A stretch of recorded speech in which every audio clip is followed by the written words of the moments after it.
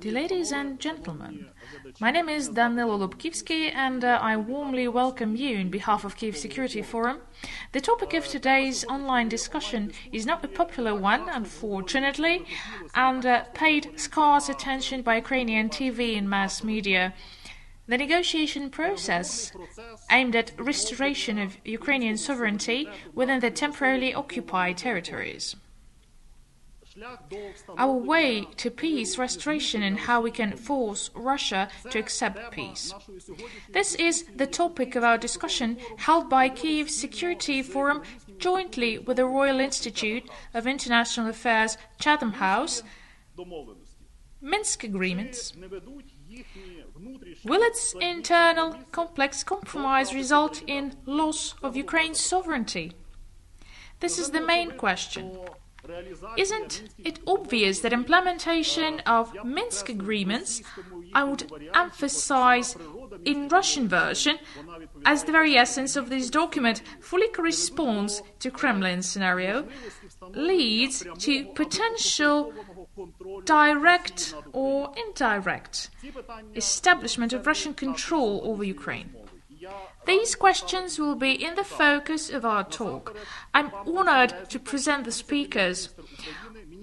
First of all, Oleksii Reznikov, Vice Prime Minister of Ukraine, Minister of Occupied Territories, Reintegration, Member of National Defense and Security Council of Ukraine, First Deputy Head of Delegation in Trilateral Contact Group. I'm truly grateful for your time you managed to find for us today during such an intense negotiation session. Duncan Allan, British diplomat and strategist, Research Fellow of Royal Institute of International Affairs, Chatham House. Thank you for joining us. Ambassador Volker, U.S. Special Representative for Ukraine negotiations in 2017-2019 and honored representative of the Center for European Policy Analysis. Thank you, Mr. Volker, for joining us. Nico Lange, German politician, head of office of Ministry of Defense of Germany. Thank you. Alya Shandra, international relations expert, editor-in-chief of civic initiative Euromaidan-Press. Thank you, Alya, for staying with us.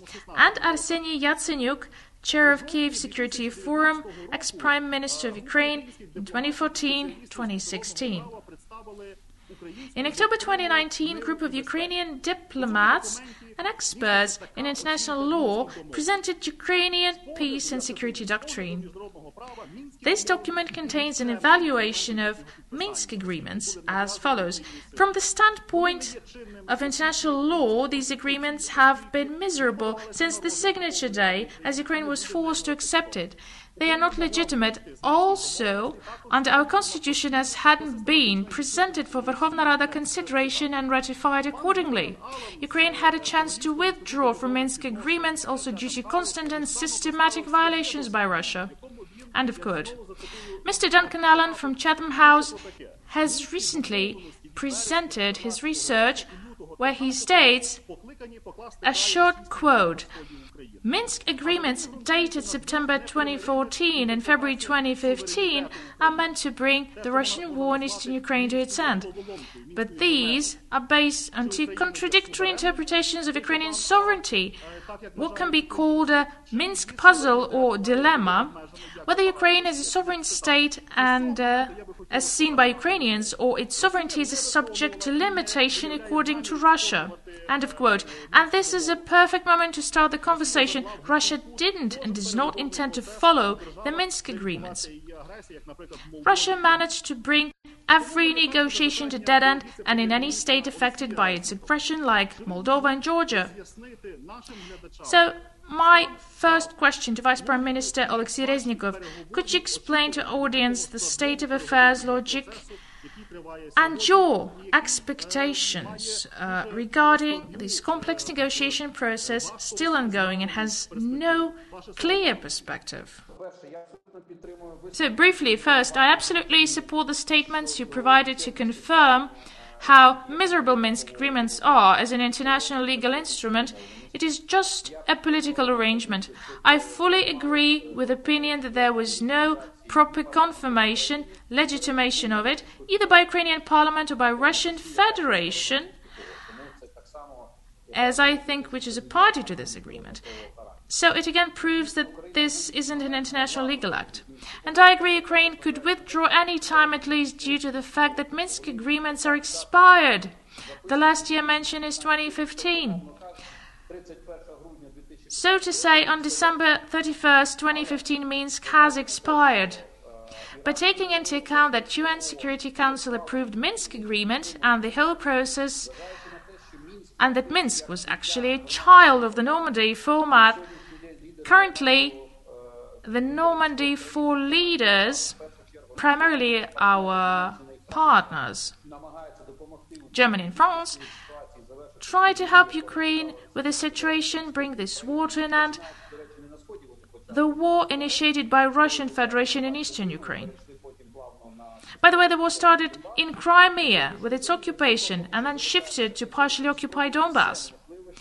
Today we still try to do everything we can to finish this war using Minsk as a platform. I want to remind you that there are 4 working groups in Minsk: security, humanitarian, social, economic and political. The latter has a strange name as it actually deals with legal matters, so-called legal aspects as mentioned in Communiqué of Paris Summit held on December 9th. Security group handles the ceasefire issues, including armistice, and other security-related aspects. Humanitarian group mostly deals with mutual liberation of captured persons. And this tripartite contact group must be kept at least for this platform. For the liberation part, is no other tool to contact the Russian Federation with OSCE involvement as a mediator is available. But today we understand that Minsk must be given a chance, so we do everything to modernize the process. We got this document as a heritage, and I personally dislike it as a lawyer, but I work with it. And we changed the narrative using the gaps of Minsk. First thing that we did, we raised the level of representation in delegation. We were heavily criticized by many who claimed that it would look like the dialogue of Ukrainian government with you-know-who. But we have our government and parliament represented by its members, 3 heads of specialized committees, humanitarian, legal and international cooperation committees. Therefore, Parliament is present in the Minsk delegation. Another thing quite shocking for our vis-a-vis was done. We officially included Donbass representatives in Ukrainian delegation. I will remind my colleagues, provisions 9, 11 and 12 of Minsk agreements envisage that legal aspects, certain legislative acts are to be handled through consultations with approval or discussed with representatives of separate districts in Luhansk and Donetsk regions, or shortly Ordlo. It does not clarify who these representatives are or who selects them and how, but within the last 6 years there has been established a certain practice for this right to be monopolized by occupation regime supporters who actually come to Minsk guided by Russian Federation, and then media shows Russian passports of old law representatives who are in fact Ukrainian citizens. So today we initiated an act of demonopolization for them. Today we had 4 IDPs, 2 from Donetsk and 2 from Luhansk, 2 journalists, 1 doctor and 1 lawyer as official participants of political group session, acting as consultants in Ukrainian delegation. With relevant status, MFA verbal note to inform both OSCE and Russian MFA. It was the first time when they participated in discussions and consultations on legal aspects in political group. Technically, Russian Federation joined the negotiation with 30-minute delay. Maybe there was a purely technical reason for that, maybe not. This verbal note was presented at 8 a.m. in Kyiv. Political and humanitarian groups worked well. Now, while we are talking, Security and Economic Group started the discussion. Tomorrow we'll have the meeting of Trilateral Contact Group to discuss the results obtained by these four. It regards the critical changes which wasn't there during the previous Minsk process, and now we hit Russia with a pass. They can also update their group, even due to some basic considerations. If they want to show the world that they intend to settle the issues in occupied Donbass, such rotation would be reasonable. Diplomats know that usually such functions are performed for 4 or 5 years. With further rotation, you cannot sit on the same chair forever. People who's been in this process for 6 years can't say yes or no, just the narrative they've constructed in 6 months. So we do all we are capable of doing to prove that Ukraine takes huge steps trying to implement Minsk if Russia is ready to try. If not, other decisions will be made, including the future of Minsk agreement, which are subject to at least proper updating. I want to remind all the participants that even Mrs. Merkel, as German leader and one of our Normandy partners, mentioned that Minsk is not carved in stone. After the Paris meeting on December 9th, I think everybody understands that current Minsk does not correspond with reality. That was brief. It's easier for me to answer the question. Thank you, Mr. Vice Prime Minister, for this information about current state of negotiation process. I feel that Ukrainian authorities are in difficult position. On the one hand, they understand the current Minsk process does not pave the way to peace. On the other hand, there is no alternative, and we won't have it unless we start talking and at least reveal the truth. What is the truth? What narrative should Ukraine give to the world on the Minsk implementation? My question goes to Arseniy Yatsenyuk. What truth should be told by Ukraine to the world? Vice Prime Minister expressed a very clear opinion. Very clear. They were named as occupants. He mentioned that Minsk agreements are not a part of domestic and international legislation. He also said that Russia is a party to agreements, not the unidentified occupants located in Luhansk and Donetsk regions. And the last. You noted that Minsk is a heritage. You know, it's quite a burden, a heavy one, with pressing commitments. We can't refuse and can't meet these commitments. For me, these agreements at the moment of its signature were exclusively a ceasefire document, a mechanism to keep Russia from seizing more of our territories. We've talked so many times about it with Miss Merkel, who had been the flagship of resistance.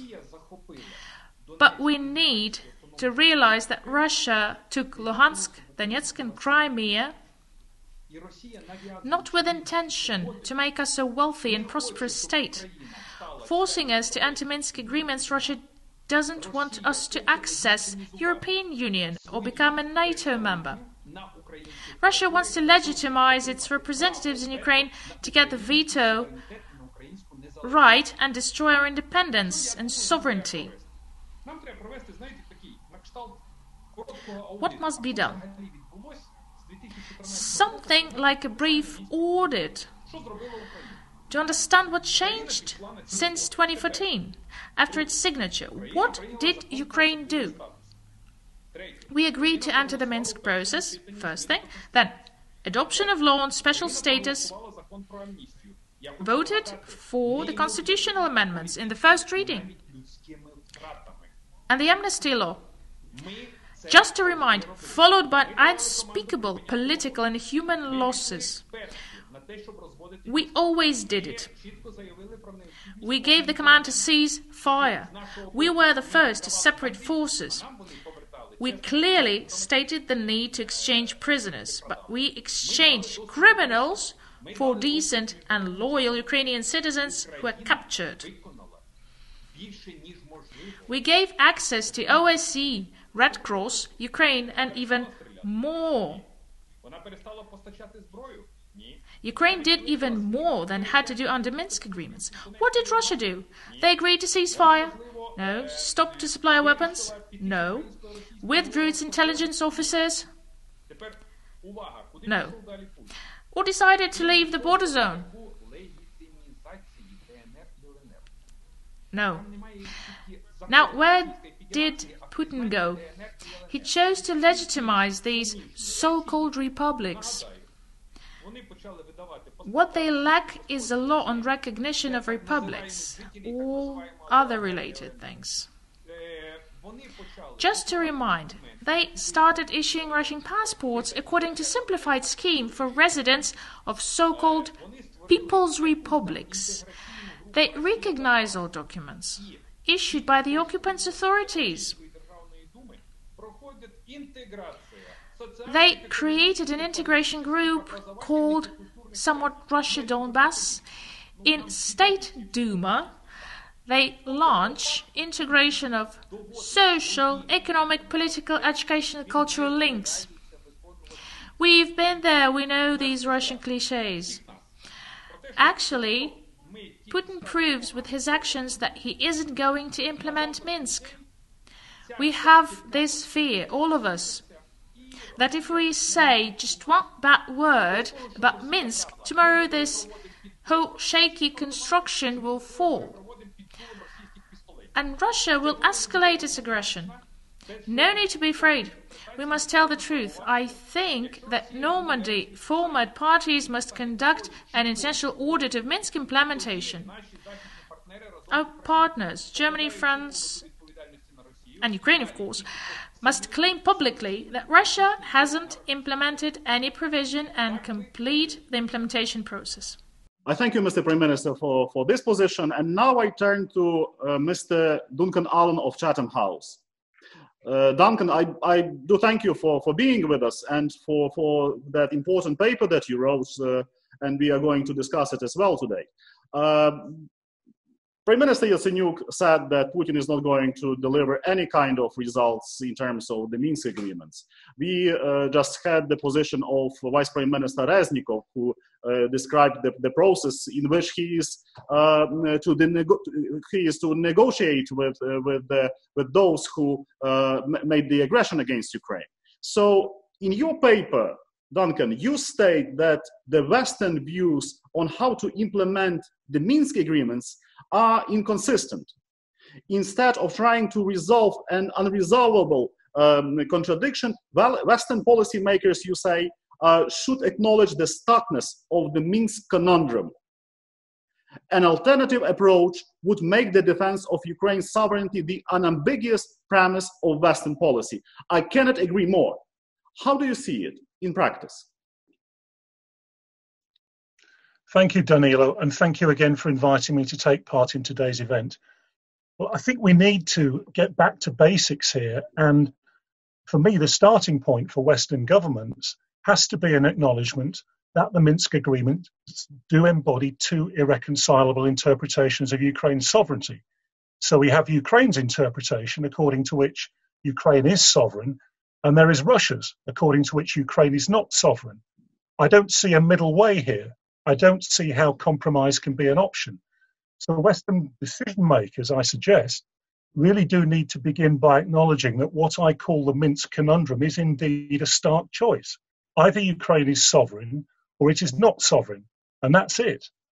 So what would an alternative Western approach look like? Well, I think first of all, as you say, Danylo, the starting point, the unambiguous objective would be a commitment to help Ukraine to defend its sovereignty against Russian pressure. Now, in terms of the Minsk agreements, this would mean being guided by the Ukrainian authorities, particularly as regards the key political issues, elections in and so-called special status for occupied Donbass, even if this proved to be unacceptable to Russia, as it almost certainly would. Now, the second element of my alternative approach would see Western governments using the Minsk agreements and the related Normandy format as mechanisms with which to manage and to dampen down the war in eastern Ukraine, first and foremost by facilitating a genuine and lasting ceasefire. But Western governments should not expect the Minsk agreements to produce movement over the core political issues, elections and special status, which would continue, in all probability, to divide Ukraine and Russia. Now, the third arm of my alternative approach is not strictly speaking part of the Minsk agreements, but it does flow logically from any commitment to help Ukraine to defend its sovereignty. And this would see Western governments reaffirm their long-term commitment to support political and economic reform in Ukraine itself. I would argue that the short-term priority would be the standby arrangement that Ukraine recently negotiated with the IMF. Over the medium to long term, the priority will be very much gradual implementation of the association agreement that Ukraine and the European Union signed back in 2014, together with other fundamental reforms such as public administration reform, legal and judicial reform. I also believe that Western governments should provide defensive military equipment to Ukraine in order to strengthen the defensive capabilities of Ukraine's armed forces so that they are able to potentially raise the cost to Russia should it decide to re-escalate the fighting in the east in a major way. Now, the fourth element of my alternative approach would see Western governments not expecting occupied Donbass to be reintegrated into Ukraine in the near term. The Western governments should, of course, continue unequivocally to reiterate their recognition for Ukraine's legal sovereignty over the region, but they should acknowledge that early recognition, frankly, is simply not realistic in my judgment. Indeed, in current circumstances, it would probably impose enormous strains on Ukraine. I expect that a reformed and prosperous Ukraine might eventually act as a magnet, attracting people who live in the occupied region to seek voluntary reintegration. But again, that does not seem to me to be likely to happen in the near future. In the meantime, the priority for Western governments should be to assist unoccupied Ukraine to defend its sovereignty against Russian pressure. And lastly, if Western governments do take this alternative approach, they should expect a long and profound disagreement with Russia over Ukraine that would last until Russia's leaders accepted Ukraine as a sovereign country. That too seems to me to be unlikely in the near future, certainly not while the current Russian leadership is in power. And in the meantime, those Western sanctions on Russia that are tied to Minsk implementation should very much remain in place. Thank you, Duncan. And now I go with my question to Alya Shandra. There are a lot of myths around the Minsk process, mostly produced by the Kremlin.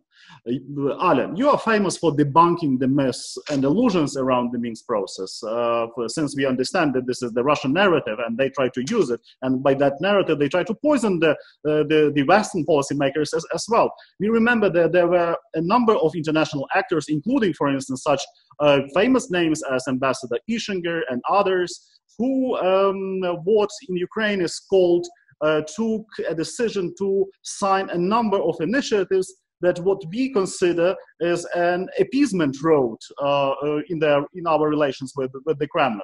So can you share with us your conclusion and your assessment how all these myths look like, and what can we do about that, how we can explain our position? 4 minutes, please. Good afternoon, gentlemen. Thank you so much for inviting me. It's an honor for me to be with you at this very important event.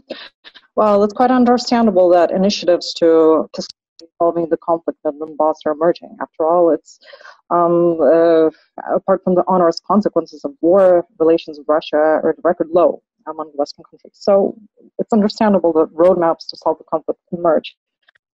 And among the latest of these roadmaps are a 12-point plan that was presented at the Munich Security Conference, drafted by its chairman Wolfgang Ischinger and signed by such dignitaries as General Breedlove, Alexander Hook, Dr. Sabina Fischer, among many others, and also a report by the International Crisis Group, along with statements by Western politicians about the broad need to make new attempts to understand and engage with Russia. Well, if we are to take these initiatives at face value, namely that they are commendable attempts to help the war, as the International Crisis Group put it, without losses for Ukraine's sovereignty, then all of these attempts suffer from one common flaw, and namely, it is the belief that stopping the fighting in Donbass means stopping Russia's war against Ukraine. And therefore, if Russia and Ukraine meet somewhere in the middle in the Minsk agreement so that Russia will have incentives to stop the fighting, we will no longer have the problem of Russia's war against Ukraine. But this is patently false. The fighting in Donbass is only the most visible part of Russia's war against Ukraine, and the end goal of which is to return Ukraine to the Russian sphere of influence as Russia rebuilds its empire and yearns to redraw the world order. And the Minsk protocols have been drafted by Russia in order to achieve its end goal in a very cunning fashion. Aside from the fact that Russia as the reason of the war is nowhere to be mentioned in these protocols, they have the appearance of being a compromise that established peace, while in reality they are a gateway to Russia's victory and defeat. And while a resolution of the conflict will be the integration of belligerent Russian-backed regions into Ukraine, as Petro Poroshenko's original peace plan foresaw, these new initiatives that aim to understand Russia, and the Minsk Protocol envision the petrification of these Russian creations in Ukraine's organism. And it is notable, in fact, that Minsk I contains the original provision of Poroshenko's peace plan to create a security zone on the Russian-Ukrainian border. Minsk II already relocates this buffer zone to the border between the so-called LDNR and government-controlled territory of Ukraine. And as well, it also enshrined the special status of the Russian proxy republics among the other administrative regions of Ukraine. Well, this will not only create a zone of permanent distress, but it sets a precedent for a scenario of special rights for separate regions being replicated in Ukraine, embodying the mantra of a divided and conflicted Ukraine. The hacked correspondence of Putin's advisor, Vladislav Surkov, outlines how the Kremlin crafted out the best ways to ensure the special status for the disaster zone it created. And we see in this correspondence that they stopped on the option of changing Ukraine's constitution, which consequently became enshrined in this protocol. And the same correspondence reveals that a frozen conflict zone in Donbass is beneficial for Russia. It will allow to unfreeze the conflict zone at any moment and thus have leverage over Ukraine's foreign policy decisions. This doubt that the protocols, especially Minsk II, were engineered to ensure Ukraine's capitulation, and I think we should regard them as such. In a nutshell, the Kremlin is not only pushing for a special status for its Frankenstein statelets in Ukraine, it's pushing for a special status for the whole of Ukraine, that the country remains ostensibly sovereign, but in essence becomes a tool for Russian foreign policy. And quite cunningly, Russia is trying to market its potential victory in the war of Ukraine, that is, the implementation of Russia's demands for the Minsk protocols as peace, while Ukraine's defense of its territorial integrity, it portrays it as war. And this deceptive view is in the basis of all attempts to understand and engage Russia. The deceptive notion underpinning all recent peace memorandums is that a misunderstood Russia would start a war against Ukraine because it felt threatened by NATO expansion. This is a myth cultivated by Russia over the years, and the fact that it is being regarded as reality testifies both to the successes of Russian simulacrum making and the ignorance of Western players engaging with the simulacrum as if it were reality. In modern moral speak, it also reeks of a racism of low expectations. In civilized society, one does not simply because his neighbor decided to pursue a relationship one doesn't like. But for some reason, the West expects Russia to be unable to behave in a civilized manner. And the existence of this difference can also be counted as a success of Russian propaganda operations, since one of the major concepts Russia tries to sell the West is that it's existentially different and can't be judged or understood by Western standards. And as well, from the Ukrainian perspective, it is a classic example of victim blaming. If Ukraine is being blamed for provoking the attack of its aggressor. Since when do we justify attacks on the innocent by saying that aggressors are unable to control their urges? And since when do we stop aggression by telling victims to behave less provocatively? Yet another misleading idea in both documents is that there is no progress in the Minsk because the sanctions on Russia are too harsh. and it sees no incentive for lifting them. It's difficult for me to grasp the logic behind this concept, but we know from history that Russian aggression proliferates if it is not challenged, and there is no reason to believe that it will be different with Ukraine. Well, everything that I have said can be summed up in 4 words. Appeasing aggressors doesn't work. Yet ironically, 70 years after the Munich Agreement proved this concept, yet again plans for appeasing aggressors are being drawn up in Munich with the expectation that this time it will be different. It is understandable that the prospect of a long-term conflict with Russia is daunting to the believing that this time appeasing the aggressor will work is simply wishful thinking, passing off as a revolutionary perspective on peace in Ukraine. Thank you, Alya. Thank you. I do appreciate it. I'm sorry to interrupt you, but we have to run with further questions. And my next question goes to Mr. Nico Lange, and I thank you for joining us. So this is what people think in Ukraine. This is what the experts say, that Russia has no intention to get into the real peace. How the things look from the Berlin perspective? The floor is yours, sir. Доброго дня всім. Добрий день. Thank you for the invitation and the possibility to discuss on this issue.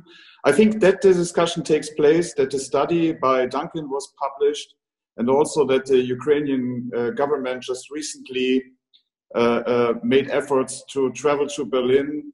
I think this is all important to prevent normalization. Because I think one of the biggest risks we have in this process at the moment is that people after 5 years are getting used to the situation, and they may be tempted to accept the situation in Eastern Ukraine and on Crimea. This is very difficult in the policy discussions, not only in Germany, but all over Europe. And Duncan in the beginning said it's important to remind people of the basics. And I think one of the fundamental basics of this agreement is that from a German point of view and the point of view of the German government, there can be no normal relations with Russia until this problem is solved. And there have been many attempts to normalize the relation, and I think this has to be kept as an active issue in the discussion. When it comes to the Minsk agreement itself, many aspects have been raised already. I think it's important to prevent stagnation, as frustrating as this may seem, because rightfully it has been mentioned that not much progress has been made. But still, I think it's good that the Ukrainian government is trying to revive the process, to bring life back into the process within the framework that exists with Minsk and the N4 format and the contact group. My impression is we need strategic patience here. Certainly the other side has strategic patience. There will not be quick solutions, but there are many things that we can do at the same time while using the Minsk format. What we can do is, and I agree with the study and with Duncan, is to support the reform process in Ukraine. The German government is committed to supporting the reform process, to solidify it and to make it irreversible. There have been many achievements, and I think the Ukrainian government that is in power now and the German government and other European governments can do more to support reforms in Ukraine. What we also can do is to support Ukrainian defense. German government is giving around €6 million for strengthening Ukrainian defense. We have military advisors, we have military medical advisors. We are trying within the possibilities that we have to support this process further.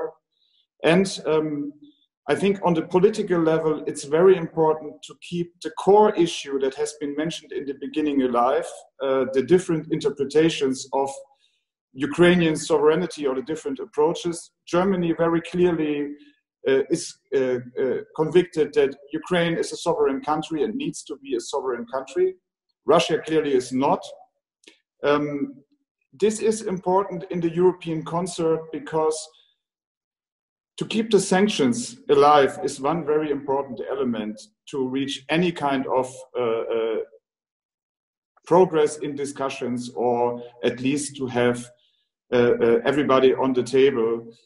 This is not so easy in the European concert at the moment. It is an effort every time. It is also an effort within the German political discussion.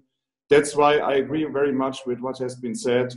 The basics and the basic conflict has to be discussed. It has to be kept alive, and it has to be kept alive in a discussion that is unacceptable that Russia wants to deny sovereignty to a neighboring country and to an important country such as Ukraine. I thank for your remarks, and this is important for the Ukrainian audience to hear this position of Berlin. My next question goes to Ambassador Kurt Volker.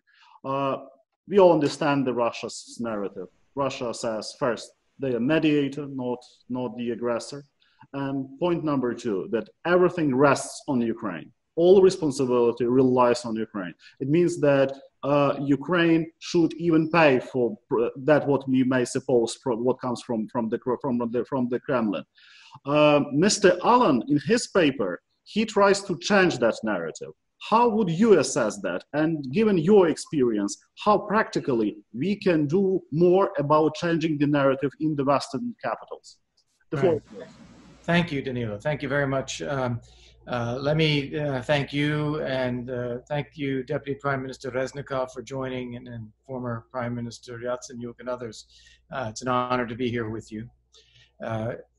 Also, I just want to reiterate, I'm speaking in a personal capacity. I'm no longer representing the United States, so these are my personal views.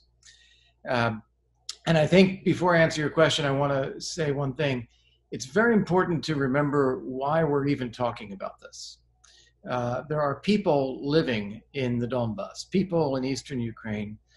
They are largely Russian-speaking people, the very people whom Russia claims to care about, who are suffering immensely from this conflict. Their daily lives have been disrupted. The economy has been destroyed. There is weekly killing of soldiers, of shelling, artillery, sniper fire. It is a horrendous situation for those people. And of course, we've seen not only thousands killed, but also tens and hundreds of thousands displaced. This is a terrible situation that we can't sit by and just accept. So what Nico said about no normalization, I think is incredibly important. We cannot let the destruction of these people's lives be normal.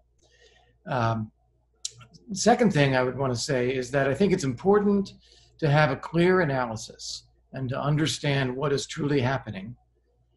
And that is separate from the question of what to do about it. And I'm very impressed with Duncan's paper, very impressed with Alya's comments, that it is indeed as they say. This is a deliberate Russian aggression against Ukraine. They lie about it in order to deny any responsibility. Russia is a signatory and a party to the Minsk agreements, yet it claims that it's not. It claims that the two people's republics that they set up, the so-called LNR and DNR, are indigenous entities that have local backing and authority. That's not true. So all of these things we need to understand clearly. That is separate from the question of what to do about it. And here, as flawed as the Minsk agreements are, they are the framework that we have, and they do serve a couple of important purposes. One of them is that they are a paper in which Russia has committed to supporting the sovereignty and territorial integrity of Ukraine. They don't do it in practice, but they have made a commitment to do so by signing the Minsk agreements. Another is that they serve the purpose of keeping the international community unified around support for Ukraine. The sanctions that are in place against Russia are there because Russia is not implementing the Minsk agreements. And that's very important to maintain as well. We don't want to see a weakening of European sanctions or American sanctions against Russia. So they serve a very important purpose. In addition to that, I think that there is a failing. It was mentioned earlier, I think it was by former Prime Minister Yatsenyuk, and I would like to say it as well. One of the things we are lacking in the Minsk discussions, and especially the Normandy process, is a very clear statement from the Normandy conveners, France and Germany, that Russia is in violation of the Minsk agreements. The pressure is always put on Ukraine. There's always an effort to try to create some moral equivalence and some equivalent steps, that Ukraine does something and Russia does something. The reality is that Russia is in gross violation of the Minsk agreements, and the Ukraine has done almost everything possible to implement them that is within its power, including passing the legislation for amnesty, for special status, proceeding with exchange of prisoners, and so on. And it is really on Russia to begin to comply with the Minsk agreements, and it has failed to do so. I think clear statements like that coming from France and Germany would be critically important. The second thing is I want to commend Deputy Prime Minister Reznikov, the head of the delegation, Andriy Yermak. I think the position that the Ukrainian government has taken is a very smart one in the circumstances. And this is to proactively demonstrate that Ukraine is trying. It's important to show this to the people, that the government is seeking peace, even though peace is not in the capacity of the Ukrainian government to provide. Russia is the aggressor, and it will require Russia's withdrawal. But to demonstrate that Ukraine is committed and trying, I think, is very important.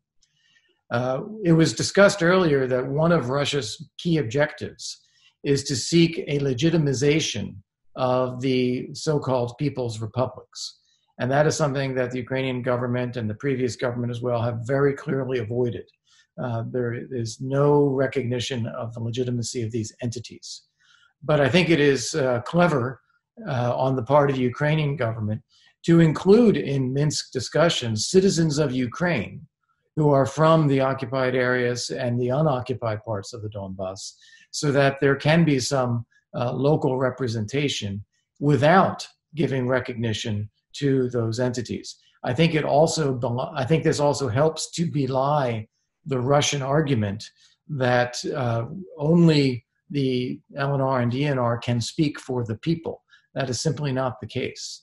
And it's very important that the voices of local residents can be heard while Russia is held fully accountable for the occupation, the creation of these illegitimate authorities, and the continuation of the conflict. I'll pause there, and I would be delighted to come back in as part of the back and forth in the conversation. Thank you. Thank you, Kurt.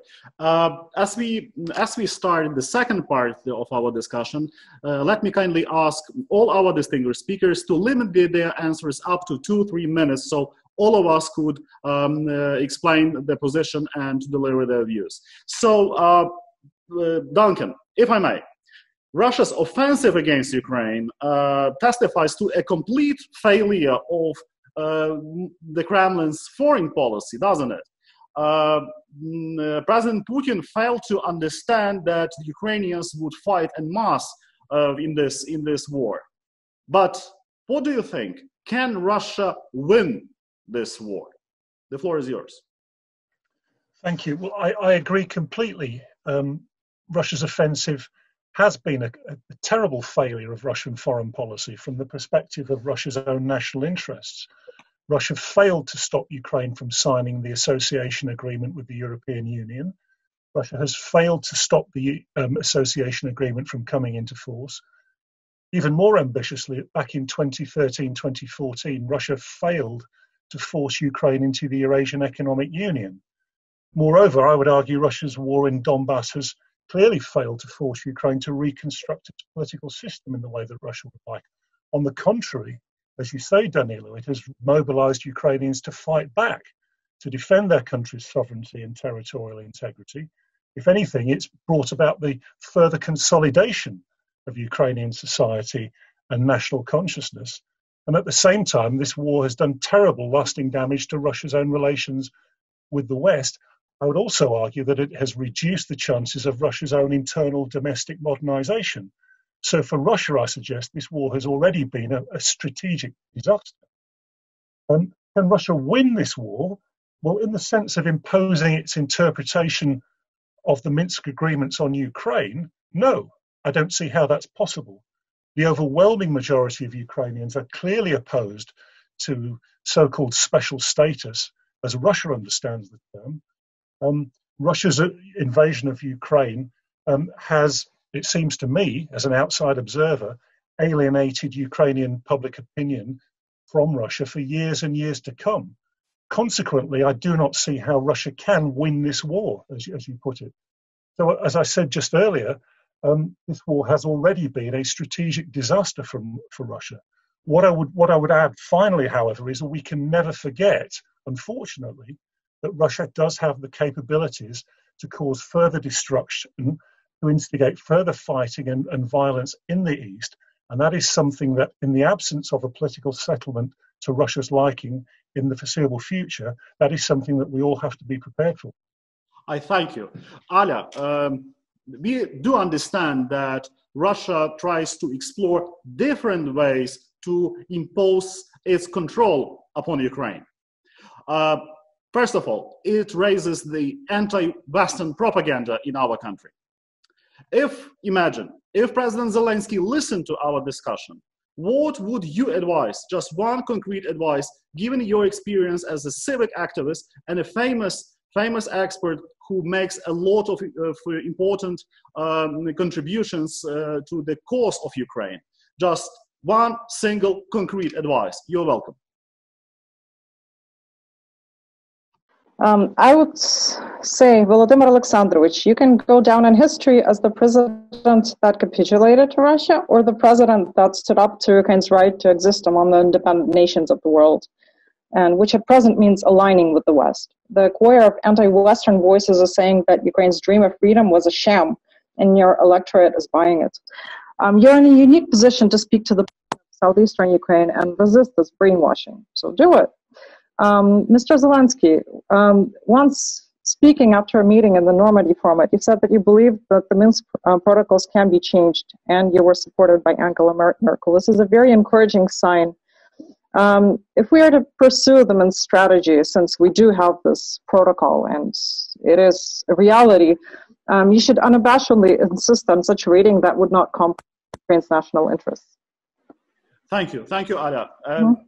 My question comes to Ambassador Volker.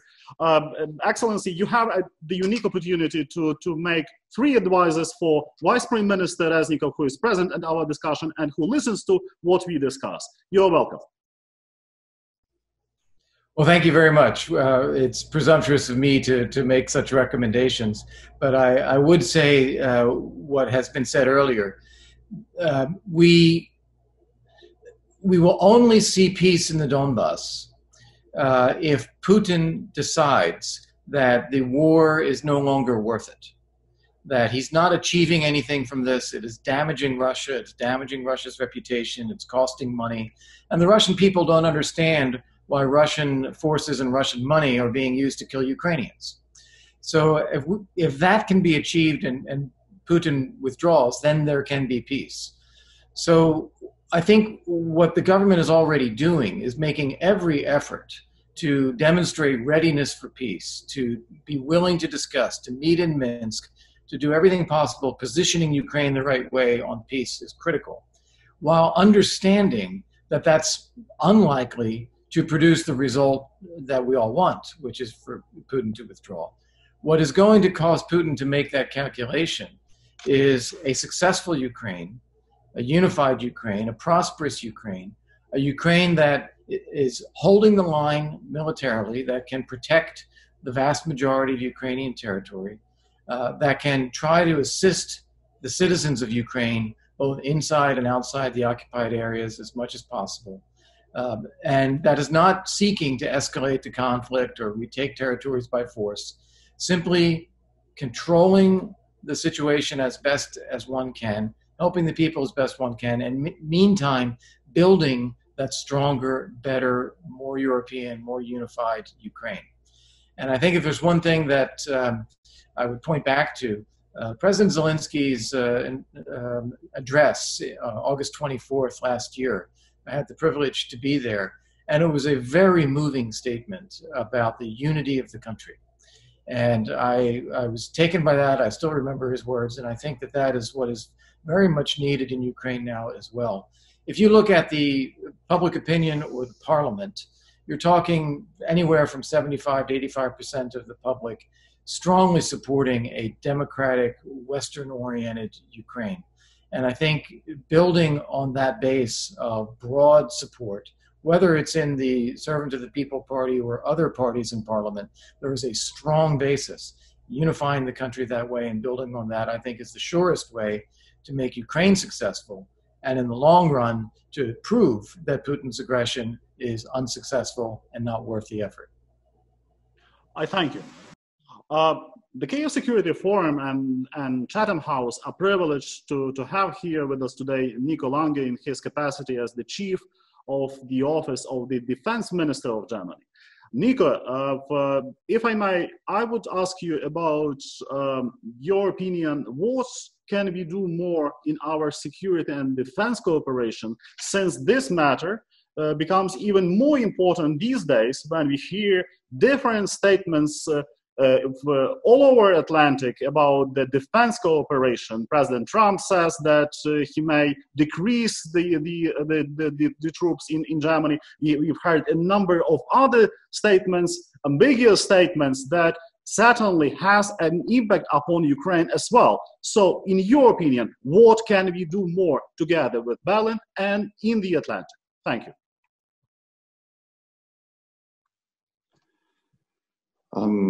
Well, first thing, I think, with regard to the discussion about Eastern Ukraine and the discussion about the United States, and I think Kurt knows what I'm talking about, I think one good thing we can do is to keep our nerves together and to concentrate on the things that we can influence. I think it is critical that there is a discussion about for example, the presence of US troops, but still, from a German point of view, I think it's very important to make clear we are part of the West. We will remain to be part of the West. We are on the side of democracy and rule of law, and we will support the integrity and sovereignty of Ukraine, even if, as we discussed before, quick progress will be difficult to achieve. When it comes to concrete defense cooperation, I think it's very important to promote and to support further reforms of the Ukrainian armed forces. There have been significant achievements by former governments, and there is continuation by this government. Instead of giving advice to Ukraine, I often concentrate on giving advice to our own government, because I think we have room for improvement. I think the defense cooperation we have with Ukraine is successful when it comes to military hospitals, when it comes to medical advisors, as I mentioned before, and the financial support for getting Ukrainian armed forces further modernized. I think one significant step is included in the further development of NATO, because Ukraine seeks to gain EUP status, enhanced opportunity partnership. There is a NATO defense ministerial coming up very soon, next week, and we will see a continuation on this discussion.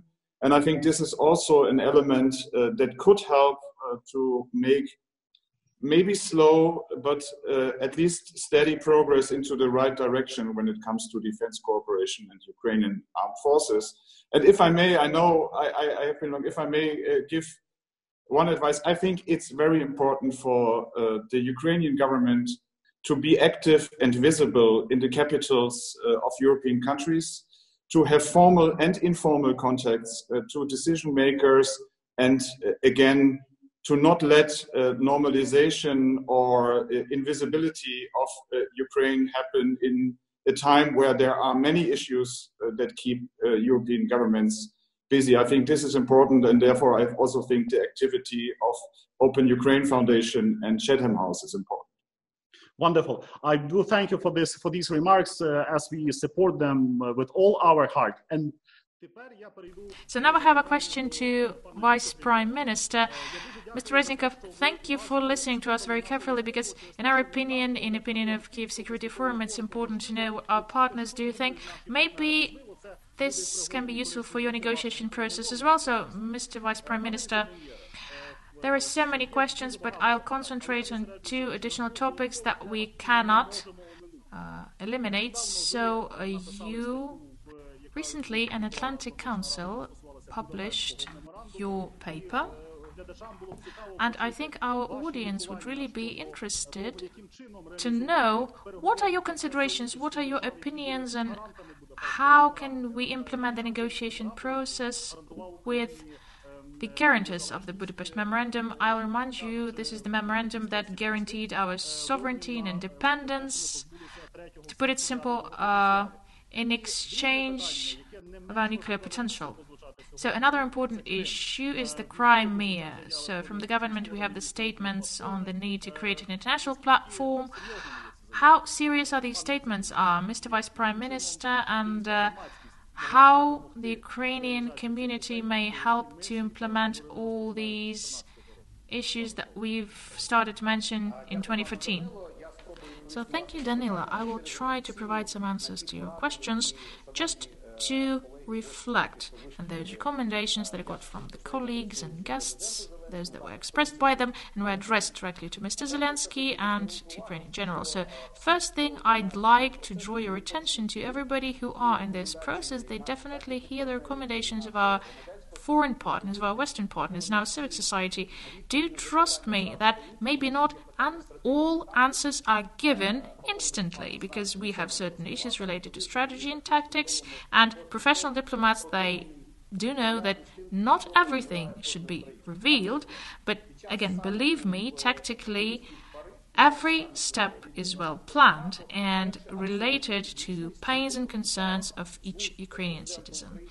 For example, during the summit, when we were in Paris, during the summit of the leaders of the Normandy format, for the first time, it was fully public, and there was a clear statement presented by the president of Ukraine, and then it was confirmed by all other officials that no elections will take place as it is envisaged in the complex of events under Minsk agreements. So no elections will take place as a final part of political response before we start controlling the Ukrainian-Russian border, meaning the control of Ukrainian government. So in Minsk, it's written otherwise. So first we need to have elections, and then we need to take the border under our control. This is a strict position. This is a very clear position that Ukraine is not afraid to express today, and we do hold this position. So the second thing, despite that this set of measures, the text itself is quite doubtful, still it tells very clearly that we do not speak about any amendments to constitution.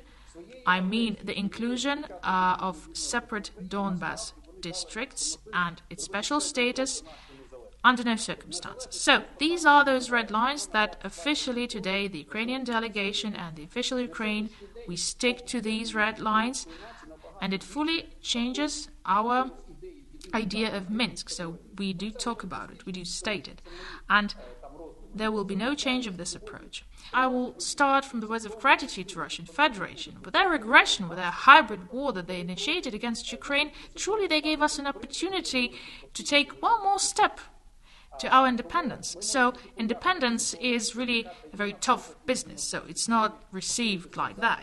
You need to pay with blood, you need to pay with people's lives, because human history tells us about that. So currently, the unification of Ukrainian nation is still rotating around this idea of united Ukraine, and even more than it was before. Today, the vast majority of Ukrainians, including the territories controlled by Ukrainian government in Donbas, for example, they stand against this special status in general, and they don't want this to be included in the constitution. The second thing is the lesson learned by Ukraine. So now we come closer to the Budapest Memorandum as well, because currently we have this loss of trust. We have the loss of trust to our northern neighbor that we've trusted so much. And, for so many years, the second president of Ukraine, Leonid Kuchma, once signed even this big friendship agreement with our brother, as we called it. And then the Budapest Memorandum was signed because we trusted them. First of all, we trusted Russia, and then only we trusted the United States of America. Great Britain, and then France and China. And we lost the trust. So this is an evidence for the whole world that basically Russian Federation cannot be that easily trusted. So you need to first think how to build a relationship. Today, when Mr. Nico says that it's really hard to keep the sanctions, to maintain the sanctions, we understand that when we make decisions on holding the sanctions or just pushing it more, pushing the sanction pressure, each European state must understand that the war is not only in eastern Ukraine. The war itself is now burning in Eastern Europe. And this aggression is directed not only against Ukraine, but against the whole Europe. We need to think about it, understand it. And if we don't want to lose this mutual trust between us all, right now, today we need, to give birth, to generate some new European idea and European concept. I think we can even involve our colleagues through the Atlantics. Currently, I talk a lot, for example, the representatives of Canada with the Canadian Embassy, and we do feel this support, this help, just like from United States. I'm not talking just about Europe. So currently, I do think when I touch the issue of Budapest Memorandum, I do truly know, because I remember the words of Leonid Kuchma, that François Mitterrand, when he signed the memorandum, he told him then, so, young man, you will still be betrayed, you'll be fooled. And that happened. And this is the question today, that when Minsk was signed, because of the Baltseva, because of other events that happened then, in this complex situation that was mentioned by Mr. Arseniy Yatsenyuk, and in 2014 he again mentioned that Ukraine had no other choice, no other option on how to stop this escalation, so we needed de-escalation. And at that time, Crimea was not mentioned at all. So we understand that Donbass was also captured partially due to save the Crimea. So today we need to talk about Crimea. This is, again, Ukrainian territory temporarily occupied. So we need to restore some platforms, look for some opportunities to start talking to Russian Federation. Currently, unfortunately, we don't have enough of military capacity to deoccupy the captured lands. So today, only due to our unity with the partners, with international civilized community, we can do it. So, as Taleb said, today, not only one black swan flies in the sky, but, the whole flocks do. And today there are three main challenges for Ukraine, minimum three: pandemic, economic crisis, and Russian aggression of Russian Federation. And only together we can actually overcome this challenge. I'm absolutely sure that it will finish soon. Thank you so much. Thank you so much for your participation. This is my final question to Arseniy Yatsenyuk. In fact, we do hear that if we analyze all the speeches that we had today, the doctrinal approach. So we need two things. We need to force Russia to peace, and we need to look for some tools to have this long-term guarantee that aggressor will be held back. Because this aggressive policy, I don't think it would ever change. In your opinion, how should this strategic line of official Kyiv look like? Speaking about the strategic line, in the first part, I actually very clearly expressed my vision of the events. Right now, white swans are really very rare. They are in the Red Book. But black swans, you have them everywhere. They fly everywhere.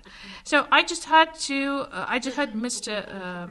Reznikov, and I really want to wish one thing. I want you to have the very same opinion as he has. I want you to have enough power and strength to present this position to the whole Ukrainian authorities, because we had different expectations before the Normandy, when we had Mr. Zelensky there. I publicly mentioned that, and I can even repeat that during the Normandy, President Zelensky presented himself very decently, but Normandy is already past. It's already past event. So, from my experience, I will share with you with huge pleasure. You mentioned the trust to Russians. The more I worked with Russians, and I started working with them at the Minister of Economy in the Crimea, the less I trusted them. And I always was prepared for certain aggressive policy towards Ukraine from these people. What is the aim of the Russia Today? Minsk process is just one of the elements of global strategy of Mr. Putin to restore the Soviet Union, to revive it, and to incorporate Ukraine, drag it to their orbit, take it under their control. So annexation of Crimea, military presence in Donetsk and Luhansk and Minsk process and Russian interpretation, these all serve just for one purpose, to bring Ukraine back to Russian orbit, Russian family. This is the historical mission that Putin is creating for himself. Just in order to do it, he simply needs to break the unity of Ukraine, to break us into pieces, together with the participants of Normandy format, to separate us from the European Union, to separate us from the USA. And there is certain activity in this direction to separate Ukraine from Great Britain, to separate Ukraine from the free world, and then, at the first stage, to drag us into the bilateral relations. They will say, okay, look, this is the bilateral relations, we will decide everything, we will handle everything between Ukraine and Russia, and then they will actually drag us to the lower level, where we will have Ukraine and these puppets, the LDNR. That's why I have this idea that I want to bring to Ukrainian government, Ukrainian power. Please don't fall into any of the Russian traps. We will be successful only when we have strong, efficient and prosperous Ukrainian state, and Ukrainian power will finally implement the policy of reforms and success. Second thing, our success depends on our closest allies, European Unions and the United States of America. It's something that they want to destroy. And third thing, when it will take the position expressed by Mr. Vice Prime Minister, this is the priority number one, the priority for new and democratic Ukrainian state. Thank you so much, ladies and gentlemen, dear colleagues. I express my profound gratitude for this conversation today. So we've touched upon very important issues, important for Ukraine, and I do hope that Ukrainian listeners and viewers will definitely get those messages and signals that we got today from Kyiv, from Vice Prime Minister of Ukraine, from Berlin, from Washington, from London. This was really very interesting and truly capturing conversation, and I'm really grateful for that. And I'm grateful for our partners. I'm grateful to our partners from the Royal Institute of International Relations, Chatham House, for the organization of this wonderful and truly, truly important event. Thank you, and see you all in future. Thank you so much.